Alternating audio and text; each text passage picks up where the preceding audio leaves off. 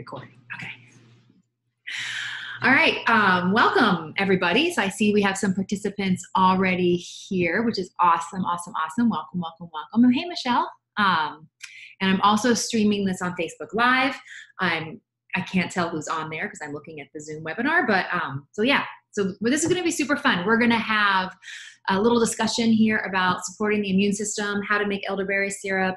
I'll do some raffles. So if you're watching via the Zoom webinar, if you enter any questions or comments in the chat box, and if you're watching via Facebook, if you ask questions or comments in comments like you normally do on Facebook, that's an entry to win. And to win what? I'm going to do about three prizes that I'll announce at the end. So comment, ask questions.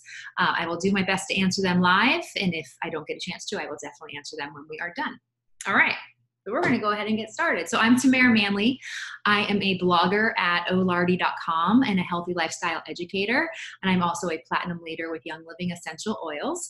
And I'm here to talk to you tonight about making elderberry syrup. So elderberry syrup becomes all the rage this time of year, right? We're entering fall, winter, cold and flu season. And last year, I remember elderberry syrup got very popular to the point where it was the dried elderberries were out of stock a lot on Amazon. Or they were very, very expensive. And so I wanted to make a bunch for myself to have throughout the winter, and I wanted to teach you guys how to do so as well. So I had a workshop in my home yesterday, which was awesome. So if you are ever local to me and you can come to local workshops, they're super great because you can, get hands-on and get to know our community. But I love doing things online as well. Technology is amazing that we can all come together from all over the world, really. So before I talk about elderberry syrup, I want to talk a bit about the immune system. People tend to get more sick in the fall and winter. Why is that? There's many, many reasons for that, but we're inside, we're not exposed as much to sunlight. We might, especially over the holiday time, you might be eating yuckier foods. There are all different types of things that can lower our immune response. And so there used to be, people thought more when you were exposed to germs, bacteria, viruses, etc., that you would get sick. But we're exposed to germs all day, every day. I mean, right now, I'm sure there's germs on my kitchen counter. I was at the grocery store, and we all know the shopping cart handles and everything. We're exposed all the time. And sometimes people get sick and some people don't. And why is that? And it's because your immune system, it keeps you healthy. And when you get sick, it gets you healthy, it helps you recover. And so there's lots of things that you can use in your toolbox to support your immune system. I love elderberry syrup. This is just a little bottle that I made yesterday. I have a bigger container here as well. Elderberry syrup is a great way to support the immune system, but it's a tool, right? Just like using essential oils is a tool, taking vitamins and various supplements is a tool, drinking bone broth, chiropractic care, all of the things that we do, they're all tools. So I love to talk about using some of these tools, but in part and parcel of an entire healthy lifestyle. So elderberry syrup is wonderful, and I'm going to talk about reasons why in a moment. But if we're not sleeping, we're eating junky food, we're eating a lot of sugar, we're not managing the stress that we're under, we're doing all the things that we shouldn't be doing, elderberry syrup will still be helpful to your immune system, but it's kind of missing the point. For those of you who follow me, I'm really passionate about Young Living Essential Oils, and I always share that as well in my oils classes. Peppermint, for example, is great for digestion and nausea, but if you're eating McDonald's 3 times a day, it defeats the purpose. So I really try to promote an entire healthy lifestyle. So some of my favorite things that I like to do to support my family's immune system is, to the best that we can, ensure that we get good quality sleep, going to sleep at a reasonable hour. I know for myself, I need 8 or 9 hours of sleep minimum. I've always known that. So that's what I strive for. I do diffuse some essential oils for sleeping as well. Oils like lavender, chamomile. I love big tree oils like spruce, cypress, pine, cedarwood as well. I find if you think big trees, deep roots. It's very grounding to the brain.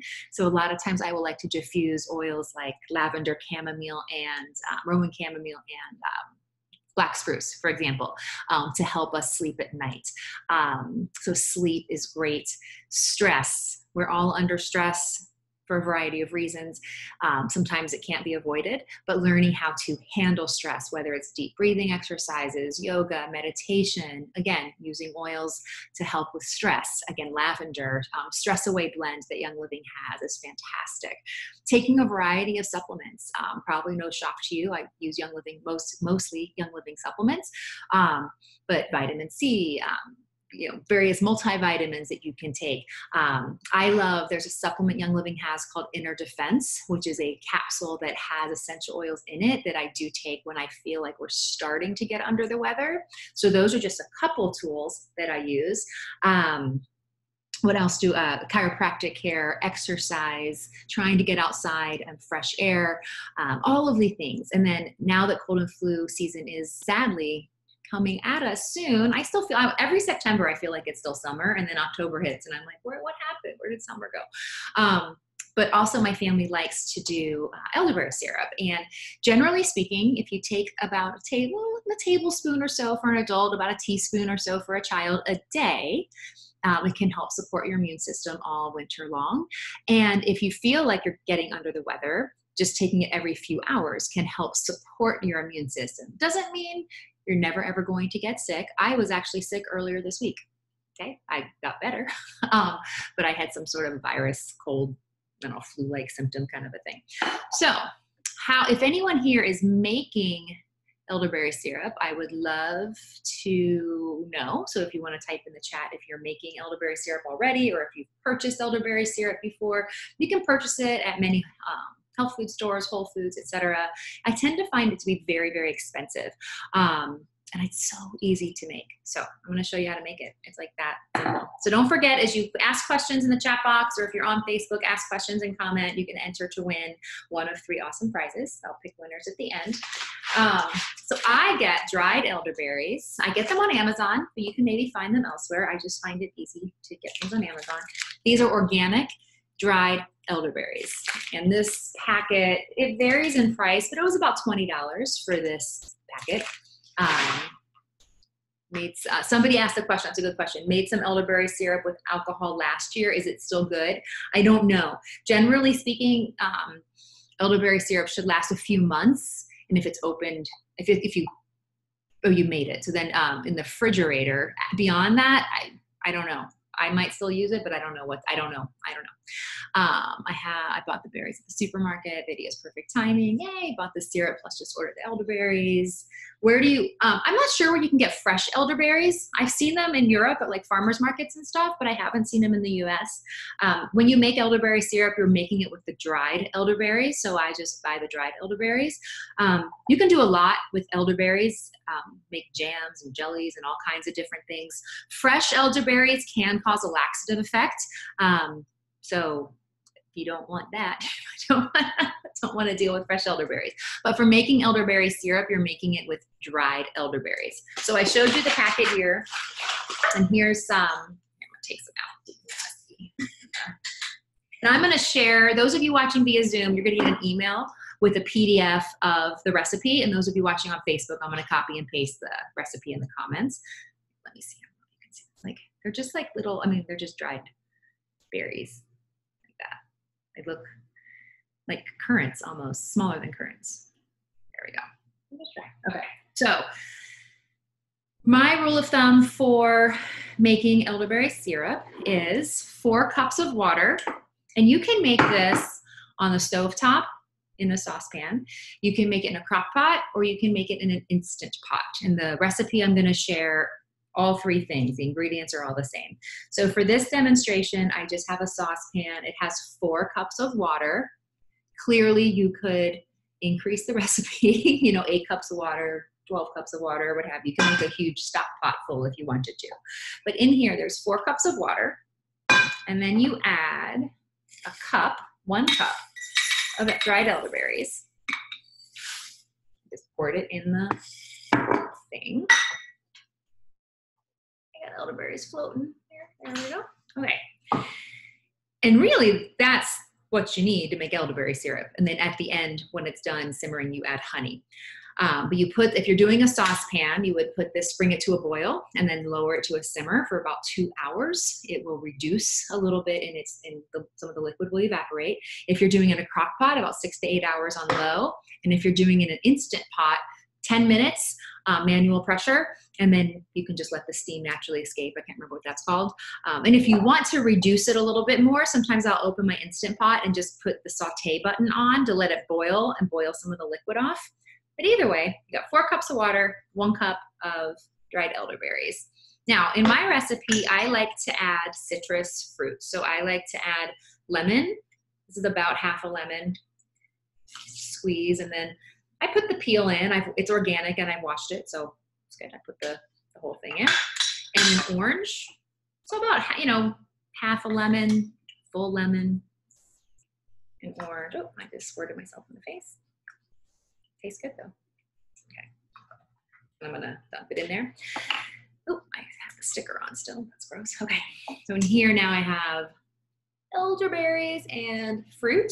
Now you could add cinnamon sticks. I have cinnamon sticks. I like to add 3 or 4 cinnamon sticks. But all of these beyond the elderberry and water are sort of up to you.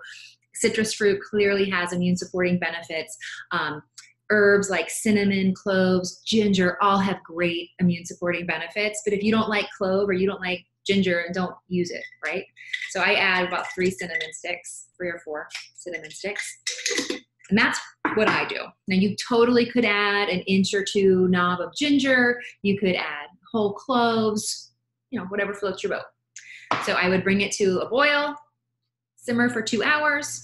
That's on the stove pot. If it's my Instant Pot, it's 10 minutes at manual pressure. Crock pot, 6 to 8 hours on low. There you go. Then when it's done, you strain it. Super easy. We all know how to do that. Let it cool a bit. Doesn't have to be cold, but just let it cool so it's not hot, hot, hot. And I have some in this mason jar already.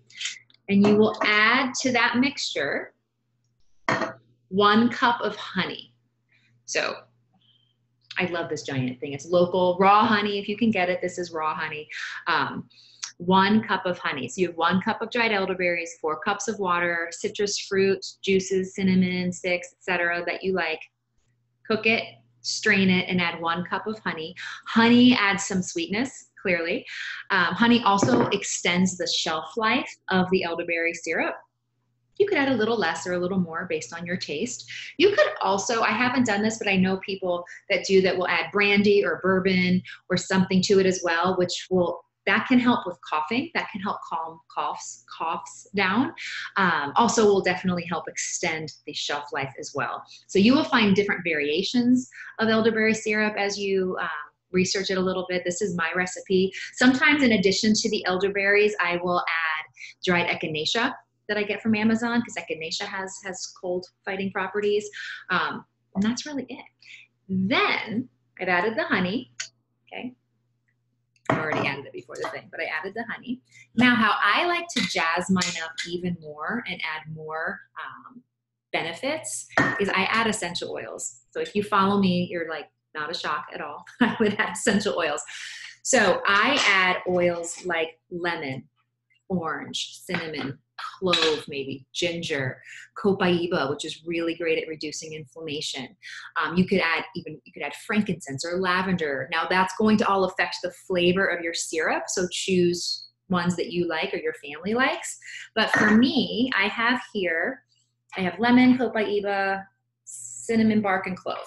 So I'm going to add that. So as you know, I use Young Living essential oils.